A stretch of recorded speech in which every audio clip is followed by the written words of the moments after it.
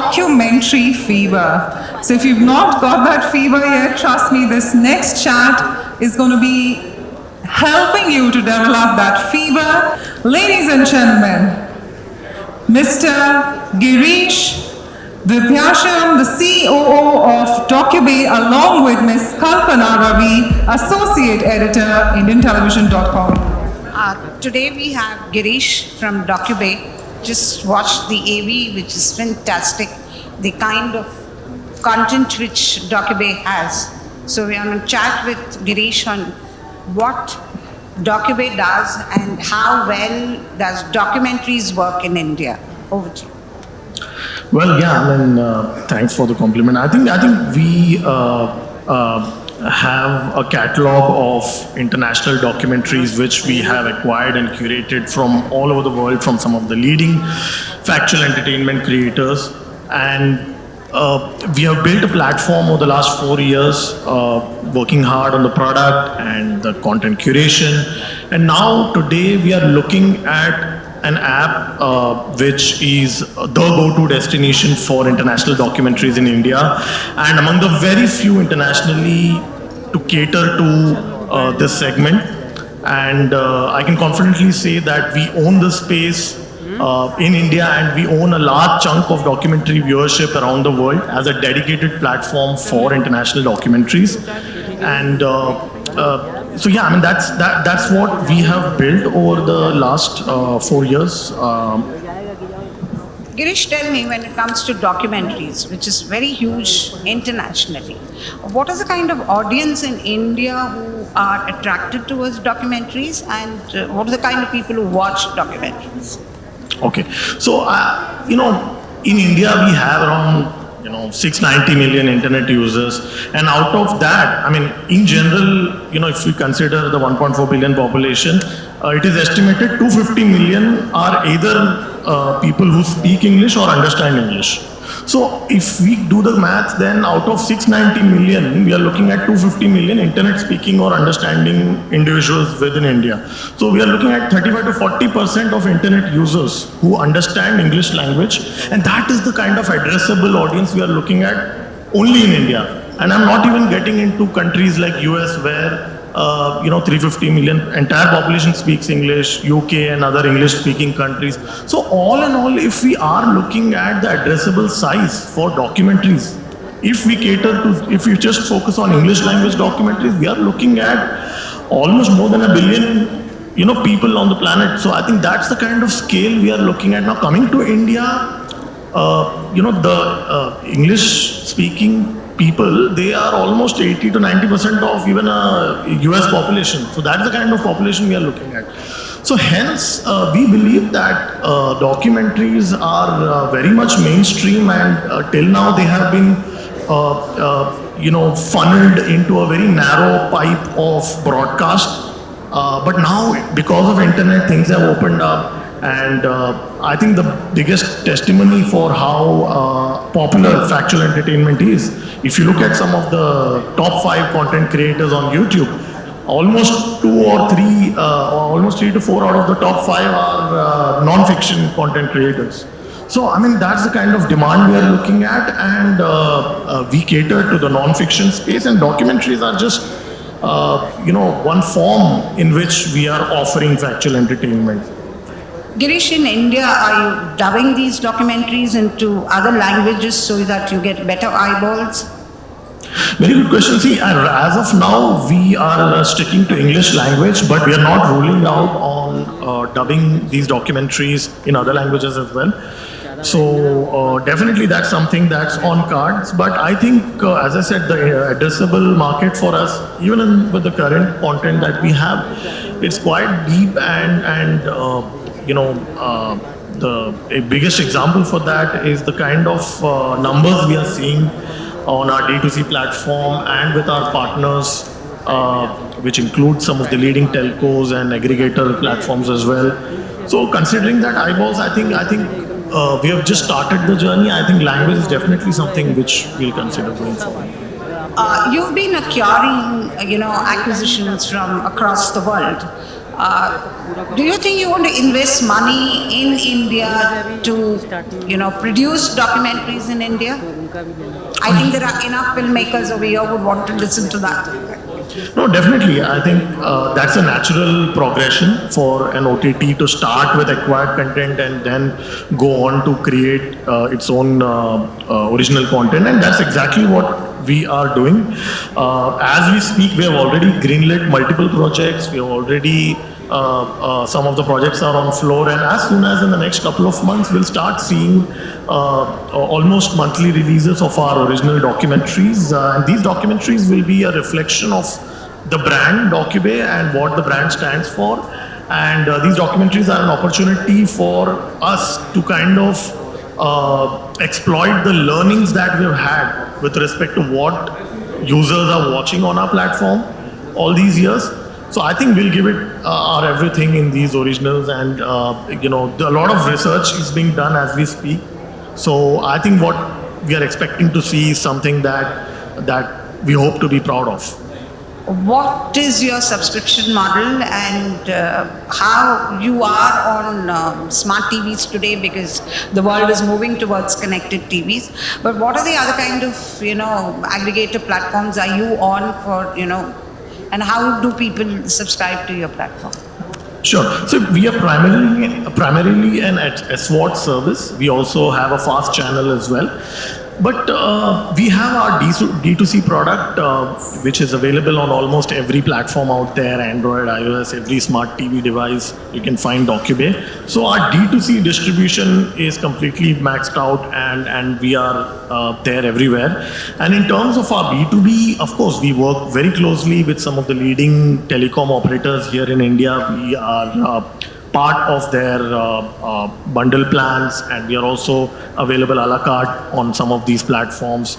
So I think in India what we are seeing is that there are so many subscriptions out there, and obviously customer acquisition cost is it's always high, and considering the competition. So I think it makes sense to bundle multiple services. On that note, even within DocuBay, we are selling our yearly plan, and within our yearly plan, we are bundling 3 months of ET Prime. We have a strategic partnership with Times Group where we are bundling ET Prime and TOI Plus along with our One Tribe membership, which is our flagship 12-month plan. So we are always open to strategic partnerships, and bundling of subscriptions are, I think, very critical in OTT distribution, and we've seen that over the last 1 year. So I think from that perspective, we have undertaken a lot of initiatives. Today everybody is also looking at AWOD, okay? Because as Indians, we're cost conscious, and we're ready to wait. Have the patience to wait. You think you would want to move into the AWOD section? Yeah, see, we are not against any particular model as such, but there are some practical challenges in Indian market which kind of make AWOD extremely competitive. See, in India we are looking at a CPM, even on big platform like YouTube, we are looking at CPMs of 30 to 40 rupees. You compare that to US, where the cost per 1,000 impressions go up till $15 to $20. So we are not even like 5% of the ad revenue that other some of the developed markets are making. So in that sense, if we are looking at $30-40 rupee CPM, and 300 rupee CPM for a premium property like IPL also, then you need a very massy content in India to be viable in AWOD. That's just my personal opinion. But since we are catering to premium English speaking, which is also, by the way, quite massy, but then the thing is that the CPMs are simply not lucrative in India to kind of take a bet. I think that's the answer. You talked about being on fast channel. How much of fast channel is there in India as compared to the US or the developed markets? Oh, it's at a very, very early stage, and I think these are just baby steps that are being taken within the Indian market. Particularly on the tech side, there are a lot of challenges in monetizing fast channels in India. And the CPM is one of the biggest hurdle that, as I said, and tech is another hurdle. Obviously, it will increase, but I think we have a long way to go before we see any significant monetization happening on fast channel in India. But there is a lot of potential outside of India, especially market like US for fast channel. Tell me, is it because of the OTT rise in the past 3 years that, app like DocuBay is doing so well today? People have moved away from, other content which is there on OTT. At a point of time, there has been a viewer, fatigue. So you're moving away from this viewer fatigue to watch something which is more interesting, which is more real time, or telling a story in a real place. That's the reason that documentaries and especially your app is doing so well. Yeah, I mean, you hit the nail on the head. Yes. See, today, if you're talking about web series, almost every OTT is churning out a new series, fiction series every single week. So there's a lot happening within the fiction space, and there's a lot of homogeneous content. I mean, I'm not discrediting. Obviously, the large chunk of consumption happens in fiction, but the thing is that there is a fatigue that has set in among the viewers, especially over the last 2-3 years since the pandemic started, where they are now exposed to so much of the same stuff that they want to try out something new, they want to watch something different. That is one thing. And second, today, if we just talk about Indian audience, today an average Indian today is a much more self-aware Indian, a much more knowledgeable Indian, a much more knowledge-seeking Indian. They care about what's happening in the world. They have an opinion on everything. Everyone is voicing their opinion on social media, and they want to know what's happening in the world. And documentaries kind of cater to this curious mind, and we are just at the right space at the right time.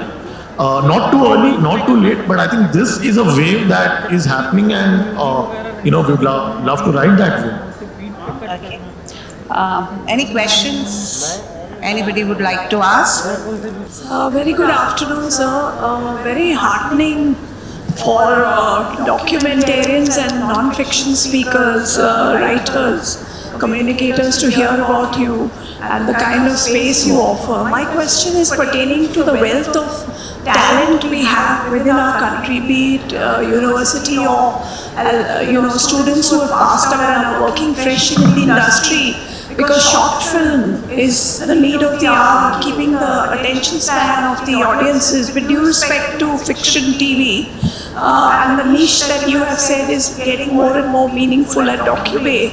What are the openings you give for students who have passed out in terms of, writing short scripts, who have a good CV, who have done a batch of films under their, work? Is there a kind of development area where you welcome new, fresh, good work, which is very much catering to the diverse audience? Sure, thank you, ma'am. Yeah, so I think if I understood the question, short films are something that you think a lot of students who are learning filmmaking have started their journey with after their course, and how we can monetize that, right? Yes, sir. And they've also been entering it into festivals. So there is a market they are creating on their own effort, but they would definitely need more support.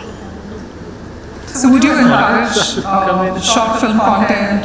Is what she is trying to do. Sure. No, see, obviously, there is a market for, there is a set of audience that watches short films. There's no denying in the fact. But I think what's important for a young filmmaker today is to find the appropriate app or the appropriate platform which is suitable for that content. So, when I talk about DocuBay, we focus on long form content because that's our business model. Long form as in 1 hour? More than 45 minutes. I mean, in DocuBay, that's what.